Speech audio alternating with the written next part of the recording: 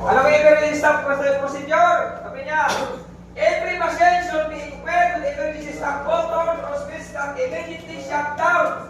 The equipment operator should be familiar with the location and proper use of this control. Yan.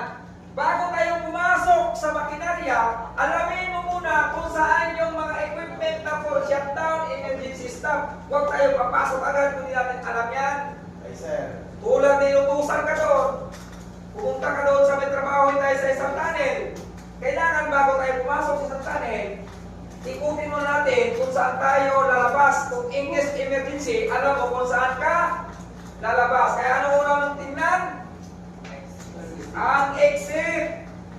Huwag agad yung trabaho. Isipin mo yung safety ninyo. Naintindi? Ay, sir. Kaya uupo ka agad doon, magtrabaho, nag-building ka agad doon. Ngayon, nagkasunod-sunod, hindi mo na alam kung saan ka natadaan kasi hindi mo inuna, ay muna may trabaho. Kaya familiarize mo muna yung area bago ka mag-trabaho. Hindi yung sugod ng sugod. Tingnan mo muna yung babae, maganda nga, pero may sakit naman. Doon na lang ako sa pangit. Slight kilos pa.